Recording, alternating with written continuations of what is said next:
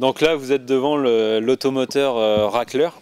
Donc toujours dans le même souci, comme vous pouvez constater, on a pas mal de raclage à effectuer quand la traite est finie, au niveau du parc d'attente et puis l'accès entre le bâtiment et la salle de traite. Donc par souci de gain de temps et puis pour éviter d'avoir toujours du matériel sale, en fait on s'est décidé à inventer ou à créer un automoteur racleur. Donc en fait on a été chercher une tondeuse pour les golfs. Donc en fait c'est une tondeuse qui avait 3 barres de coupe, une en dessous et puis 2 sur les côtés. Et du coup on l'a modifiée en récupérant les 2 bras de devant, on a mis en fait des IPN pour faire un racleur à lisier. Et sur le côté on a décalé la barre de coupe qui était dessous, on a déporté le bras pour le mettre sur le côté et mettre en fait un rabot pour repousser les fourrages. Parce qu'auparavant on a un quad qui nous sert à aller chercher les vaches. Et en fait, le souci qu'on avait, c'est que le quad en fait, était abîmé par le poids de la lame, à aller dans les chemins, parce qu'on a plus d'1,6 km de chemin à faire pour aller chercher les animaux. Et en fait, on trouvait dommage de casser notre quad pour repousser le fourrage. Et en plus, c'est vrai que c'est assez lourd, parce que nous, l'hiver, on travaille en 50% en silage d'herbe, 50% en silage maïs. Donc en fait, il fallait quand même un quad assez important pour repousser. On trouvait dommage de mettre beaucoup d'argent pour avoir un gros quad pour juste repousser le fourrage, quoi. Donc on s'est dit qu'est-ce qu'on peut trouver comme astuce pour repousser le fourrage en raclant le lisier en même temps après la traite.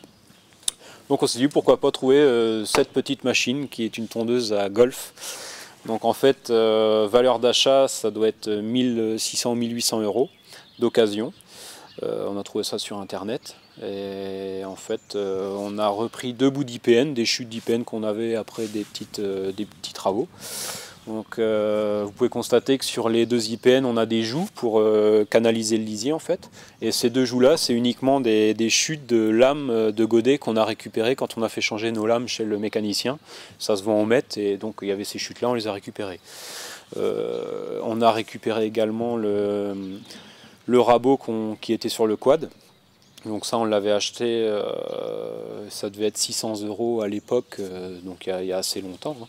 Donc on l'a récupéré. Puis le reste des ferrailles, c'est de la récupération des salles de traite qu'on avait récupérées quand on avait fait la note en fait. Donc voilà, donc c'est un automoteur pour continuer là-dessus, hydrostatique. Donc en fait c'est le principe d'une moissonneuse-batteuse. On a uniquement une pédale d'avancement et quand on appuie vers le bas, ça recule. C'est tout simple. Il n'y a pas d'accélérateur. Enfin, l'accélérateur on le bloque et après on appuie, plus on appuie, plus ça avance. Plus on appuie vers le bas, plus ça recule. Après c'est un moteur diesel, donc ça consomme peu. Inconvénient, je dirais. Quand il démarre pas le matin, si vraiment il fait froid, ben c'est dommage, il faut qu'on reprenne le rabot à main, et là on en veut au constructeur qui n'a pas fabriqué un outil qui démarre quand il fait froid, quoi. Ce serait l'inconvénient. Mais non, après je dirais qu'on se contente de ce qu'on a. Inconvénient, peut-être la capacité du rabot devant qui est un peu trop petite au niveau des joues. On aurait pu avoir des joues plus grandes pour canaliser mieux le lisier quand l'hiver il y a beaucoup de lisier. Un petit point aussi que j'ai oublié de dire, c'était des pneus pour la tonte, donc avec des petits crans. Et l'adhérence était mauvaise sur le béton. Donc pour pallier à ce souci-là, on a acheté des pneus en fait de ramasseuse à pommes, tout bêtement, qui valent 40 €. Donc on les a fait changer chez le mécanicien. Enfin, on était surpris dans le bon sens du prix des pneus, c'est ridicule.